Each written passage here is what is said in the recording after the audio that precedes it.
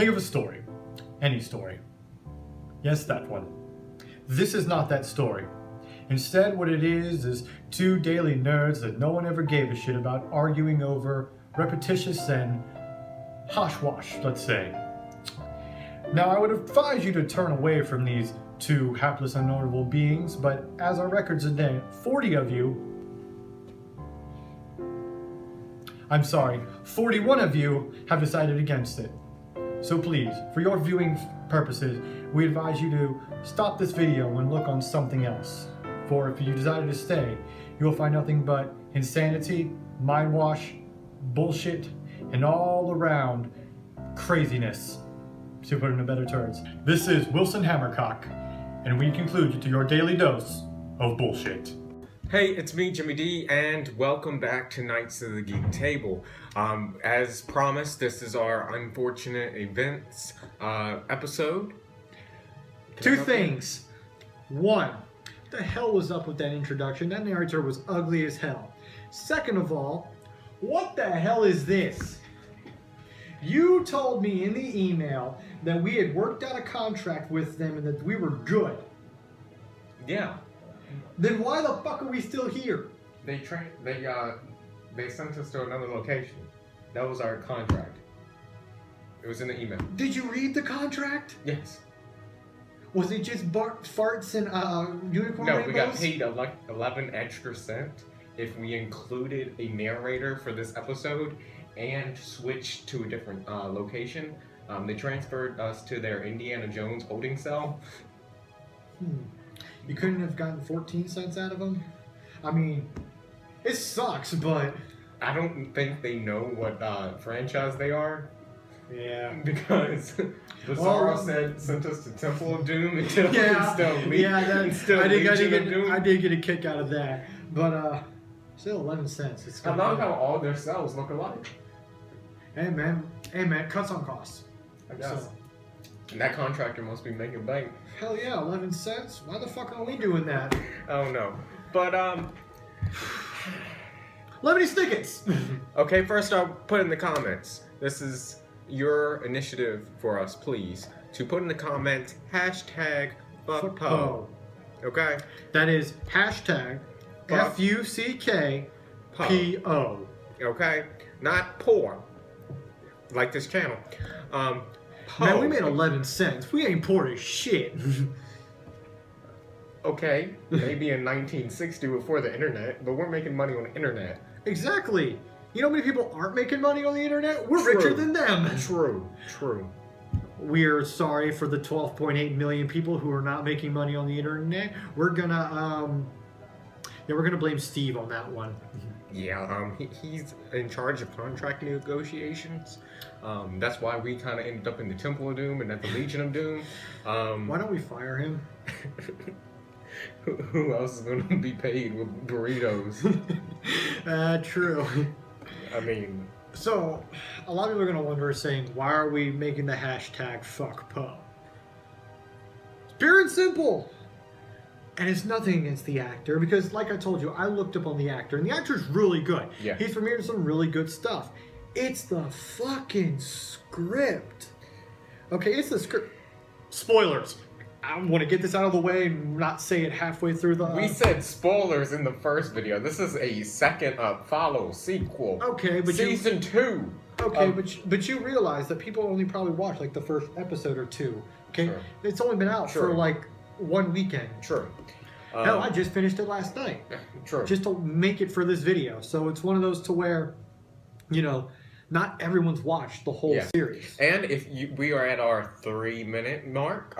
If you have made it this far, thank you.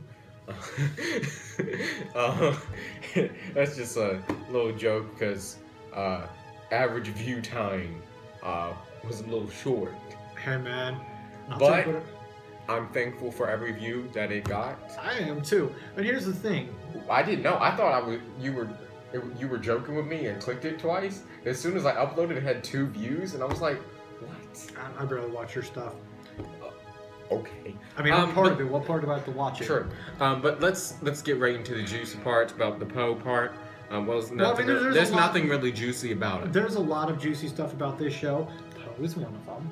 let's make it clear that He's there's not a that juicy. for the sake of the metaphor, Irene, fucking go with it. Fine. Okay, like I said, it's nothing to do with the actor itself. It's the script. Yeah. It's a bad script. Yeah. It's a bad script. And it's not even like one of those to where, because everyone doesn't know, there's a season 2 to be announced. Yeah. They're starting, I think, pre-production. And before the comments explode with saying it's Before bad, the 2 comments explode over this channel. and one of them is spam, that we're saying the whole show has a bad script. No, we're just saying Poe, as his character. His character is written Bad. It's poorly. It's bad. No pun intended, but it's really poor. Just gonna stretch for that one. Well, contract negotiations require one corny ass pun in it. I mean, we said Netflix. Okay, but yeah, it's just the script. The script is bad. The guy's a good actor. I've seen him in other work, and he's a good actor. It's a bad script, and it's not every episode though. It's not. I think the script is a fraction to do with the problem with the show, is because it happened to what my main fear when we did the Ramble was. My main fear of this show is they didn't really know who to market this to. Yeah. They didn't want it to the fans, to the not fans. They market it to the kids. They market it to the adults. Yeah. They're trying to market it to all these different ranges. And in some aspects, it works. We'll get into those. And in some aspects, like Poe, it doesn't. One thing I'd like to say about Poe while we're still on his character. Certain episodes he's okay in. I think the last scene of the first season where they're all pretty much singing about the tale so far, and he's part of that. It's really good. Yeah. It's a well shot scene. It's a well directed scene. They cut. It's just a beautiful transition. It has that little tease at the end with Olaf and Snicket. So I think that ending scene itself is really good. And if more of the show was like that, like those final 2 episodes, I would be more excited for season 2. Like, I'm still excited, but I'm not like, oh my god, I need this, like I was with Daredevil or even something like Making of a Murder or other Netflix shows. Yeah. But like, I think the worst episode that Poe is in is the death of Monty episode, where he's in it the majority of the time. That is so annoying. I honestly thought about skipping it. The only reason I didn't skip it was because there's some good aspects. Neil Patrick Harris, which we'll get to, was a good. Even them playing off of his henchmen, were really good. Plus, it access to a lot of the mystery at the end of that episode. That's going to come into further. So that's the only reason I didn't skip it. But holy shit, was that a slog to get through? Yeah, I literally had to stop, go watch something else, and come back to it because it was a slog. It was probably the worst episode to go through because it just between Poe's like dialogue with the other characters and just the way he acted, it just was it gave me a headache because Poe. But here's a lot of people think we're just harping on Poe, but believe it or not, there are other bad things wrong with this show, and I want to get the bad out of the way before I get to the good, because there's a lot of good for this show. Believe it or not, there's a lot of good. I don't think it's 5 stars on Netflix good. No. But there's a lot of bad for this show. For example, the CG.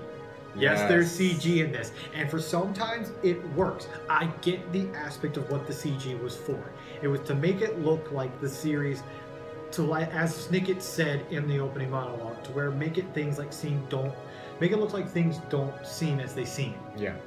Okay, and I get it. And for that, the CG kind of works in some scenarios. For others, oh god. Oh god. Number 1 CGI problem. The baby. The baby.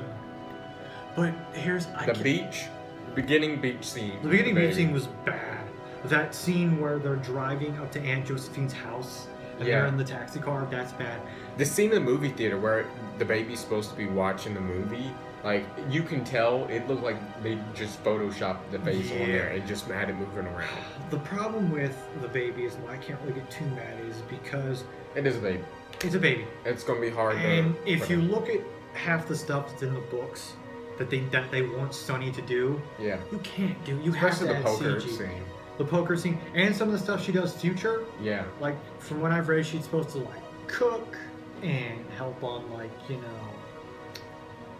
like help in like an operating room. And, please put all the money into that CG baby when she's cooking. yeah, please. but that's just it. It's like they're supposed to do other stuff, and there's not really a lot you can do. Yeah, the snake CG I didn't mind because, well, it's a snake. You can't really. I mean, you can't really do much with that. Like, you can fuck it up, but you can't fuck it up as bad. no, and like you were supposed to have it like going around with the baby and all. So, like, it kind of worked. A bad / good, I would say, is Lemony Snicket's himself, the character. I say it's a bad / good because, in some aspects, I think we discussed a little bit on this in our first impressions video. But had I not have seen the last 2 episodes, I would have said it was a bad. Yeah. Okay, I would have said it was a bad. Being those last 2 episodes kind of gives a hope and kind of a retelling of what the fuck? Bro, you need to redo those fucking contract negotiations and get us the fuck up out of here. Sound like the Nazis coming around the corner. Fucking Temple of Doom, man. But I would say it's a bad / a good. I would say it's a bad because, like we said in the video, from episodes to where he's clearly in the same shot as the children. Yes. And it's one of those to where, how do you not see him? Especially in one of the episodes in the mill. Oh my god, he's yes. in the bed. He's in the bed just sitting there like chilling, reading a book. And the children are literally like 2 he's feet. here, they're here, and he's like, so how do you not see him?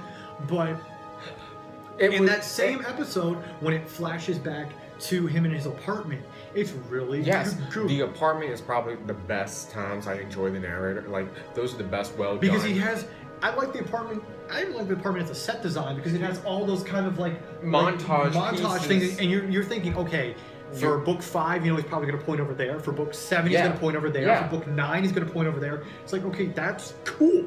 Yeah, it's a great setup. It's a great set piece, and it's like from where it looked like he left and now he's in some cabin or something. But I also like the twist at the end of like at the school. There's this photo of him and Olaf together, and their kind of relationship. So there's even some. He even has some really witty dialogue. Yeah, I'm not gonna lie. Like he does. He has great dialogue. Some of the scenes with him, location shots are amazing. Are really good. The narrator is a lot of my favorite parts of the show. He does a lot. There's a lot of English major here. There's a lot of like literary references where he'll break down and basically say what a word means in a situation. Like in the middle episode, when he goes, "Nicely, partners can mean a numerous operation. It can mean a difference in that and this. Yes. This is not that occasion." I loved that. I like it when he does that. Like he has. I like Pat. Like I said, I like Patrick Warburton. It's really good. Yes. When he does the literary examples, and the thing is, every character, even like little character, the taxi cab driver, he was throwing out literary references, and it was like, this show, I can honestly say, has some of the best side characters ever. They are so memorable. Justice Strauss, the cab driver, Greg from the lumber mill. Poor Greg though. Got his legs stamped. But I love it when he showed back up with that giant, stupidly large cast. I'm like, you do you, Greg. Greg is amazing. But that's cool. And if he continues from as the story goes on, him kind of pushing away, but while still pumping up the mystery. Like I said, as the show goes on, it gets better. Yeah. Now to the good. Yes. So, I think we should just start with the best. Well, do you want to lead up to the best, or do you just want to Just do the best right away. Let's just do the best right away. Okay. Because it'll add itself to the other parts too. Yeah, okay. I see where you're coming from. Yeah. Neil Patrick Harris. Olaf. Fucking. Oh my god. I will tell you this. Their main gamble they had on this show paid off. Yes. They were riding on Neil Patrick Harris on this show. I don't think a lot of people knew that Patrick Warburton was in this show, but everyone knew Neil Patrick Harris was in this show. Yeah. And he was a bad guy. He wasn't like normal NPH. He was a bad guy. And I like it because they've started giving like other, guest stars to come up. Like Colby Smulders came up, Will Arnett has come up. People like that. But those people you wouldn't have known unless you watched the show. But they have banked on Neil Patrick Harris. And by God, does it pay off. It pays off so well. Like, honestly, can we get in contract negotiations? Because we can't afford him. Just Olaf walk up in here and be like, fuck y'all! We can't afford him. We just won 1 second of Olaf just stand there and be like, idiots. And walk away. But you can tell, like, not since him playing himself on Harold and Kumar, or I think a role on Broadway, has he been having so much fun with the character. It honestly shows. Because Olaf, to me, is basically what Neil Patrick Harris is. He's an actor who he's kind of bad, but he thinks he's amazing. Yeah. Except the irony is Neil Patrick Harris is amazing. Yes. So, I don't even. And from like him as Olaf is great, but him as the other characters too are just amazing. Stefano. Oh my god. No, that's not my favorite. My favorite would have to be Captain Sham. Because it's like, Captain Sham, so far. I would say so far. Yeah. Because remember, he shows up in every book as someone else. So it's like, Captain Sham to me is my favorite because it's like, it looked like he was literally making a character up as he goes. So it was one of those to where I killed my friend, my wife by the sea. You did? Yes, I did, I think. Yes, I did. It legit looked like improv. Like, he was just improv in that whole entire character. So at least with Stefano, he had made that pamphlet on the other side of his pamphlet. So it was great. Also, they're good are the actual child actresses. Yes. Like, normally, child actors can go anyway. Yeah. The Gambit. I mean, look at the movie of Unfortunate Events. Yeah. Do you remember the child actors? No. I had to look them up to see what the fuck they were doing. Nothing. I only remembered them because I think they voice acted the video game. They did. But I couldn't remember. Oh, they did. Thanks, Wikipedia. But, and English teachers tell you not to use Wikipedia. But they're really good. They're really good. No, they're good. I can say. I was excited about the child actors when you told me the girl. Oh yeah, the girl who played is Supergirl's younger version. Kara Zor-El. Yeah. Like, I got excited because I did enjoy her acting abilities in Supergirl and I don't in the think flashbacks. The boy has been in anything. The boy looks familiar, but I cannot tell where it's from. I looked up on Wikipedia. I don't think he has a page, or if he does, I can't find it. If you know what the boys played in, leave it in the comments. They're really good. They're really good. Also, another really good is the opening. The opening theme song. Oh my god. Okay, I have I had that pros and cons of the theme song, honestly. What's your pro? Pros, it's really well written. Neil Patrick Harris' performance is great. It's catchy as hell. What's the con? It's so fucking long. It's like the first 5 minutes. It's not the first 5. It's about a good 2 minutes. But I think that's fine because what's...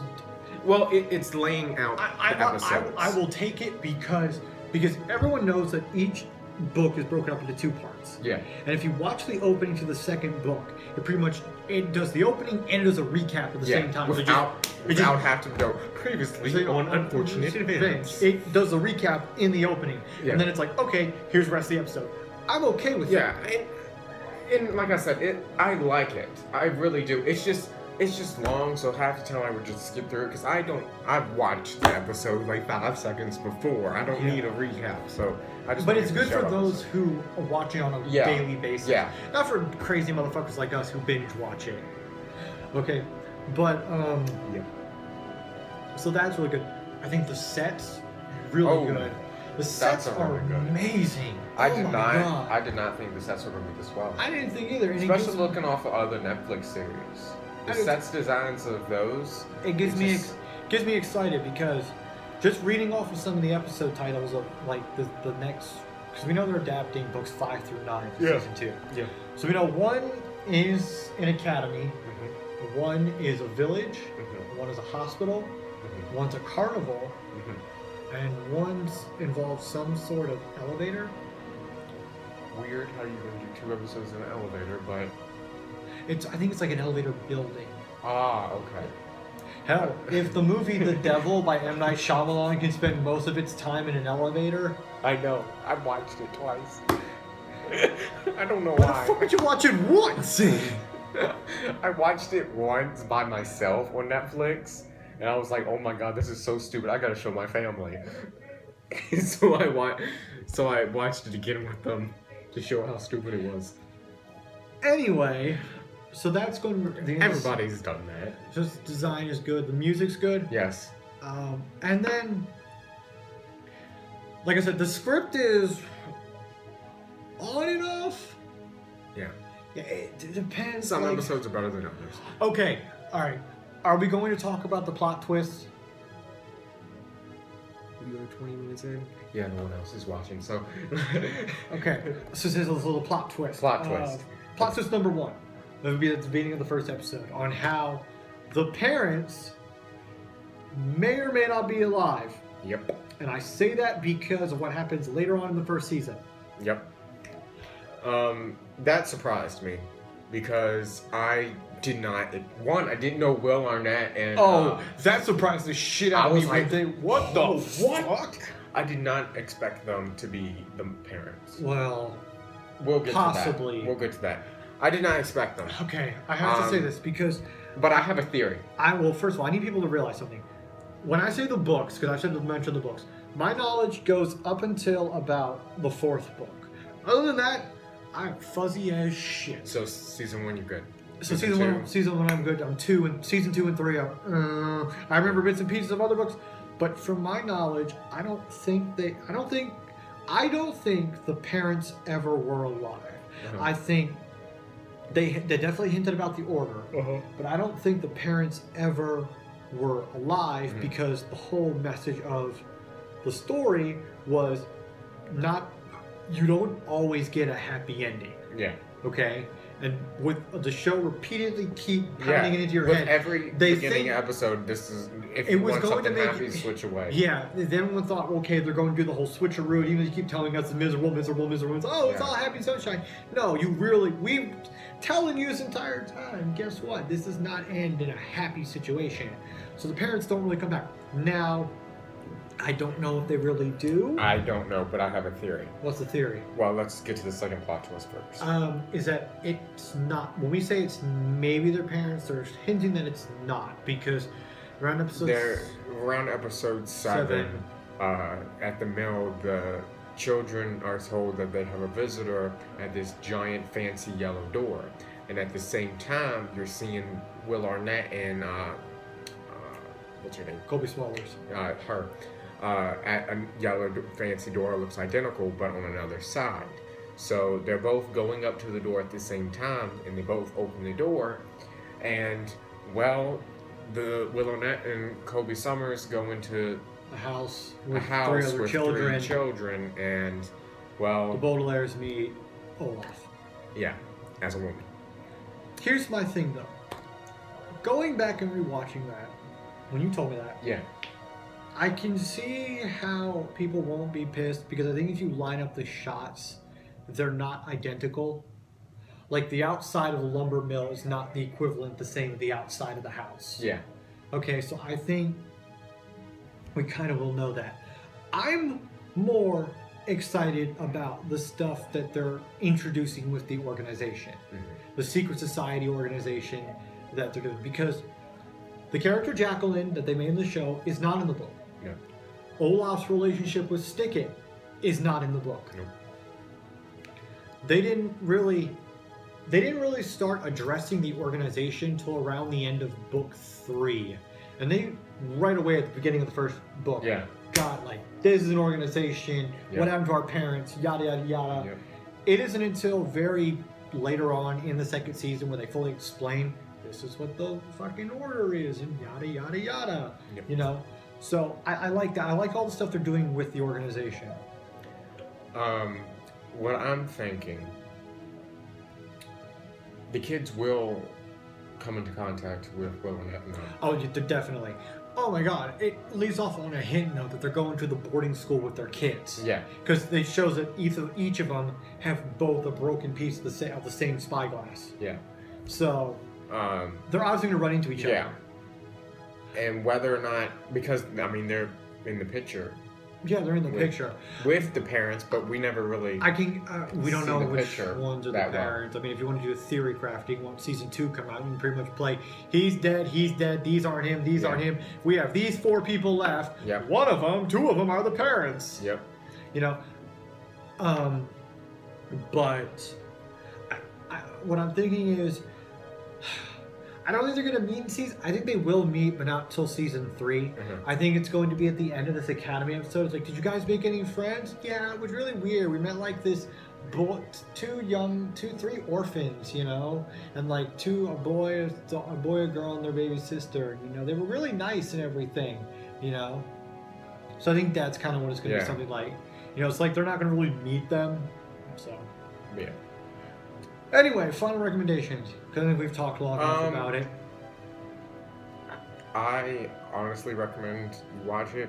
I do too. I kind of was like, watch it before this episode. So if you're here at 25 minutes. I would say, I stick by what I originally said of our old episode. Yeah. I would be a little bit more cautious because of the fact that I think the show is good. It's not great. No. It has the potential you want to grade be it? Great. Yeah, what would you grade it? Because I'm debating on what I would grade it. I'm around a B+. I was gonna do like a B-. That's why the B, like. I would go B-. The B+ is just because of Neil Patrick Harris. Neil Patrick Harris is what raises it above. And like I said, those final 2 episodes are really good. Fantastic. And when he's playing a woman. Well, no. I'm talking about the episodes as a whole, not just Harris. I'm talking about the episodes as a whole. It's really good, and it gives me hope for what's about to come. Yeah, because you feel like this is how it's going to continue. You know, you feel like it's going to get a little bit more darker. Yeah. Okay, I'm all for that. Yeah. But I like dark humor, so okay. But I would give it a B-. It's good. Would I recommend you go see it? Hell yeah. Honestly, out of everything that's on Netflix right now, it's new. It just came out. Go check it out. Then go watch Stranger Things if you haven't. Yeah, because Stranger Things is fucking amazing, even though I've only seen 1 episode. What? And on that note, we're gonna wrap it up. Alright, well, thank you so much for watching. Hope you enjoyed this video. If you did, hit the like button, comment below your thoughts. Hashtag #FuckPo. If we suck. Where in the world that the boy has been in, or if he has been in anything else. And as always, I will see you. Hopefully we get out of this bullshit right here. I'm gonna go renegotiate, strangle Steve, and I'm gonna go try to renegotiate those contracts. And like always, I will see you in the next video. Geek Later. out.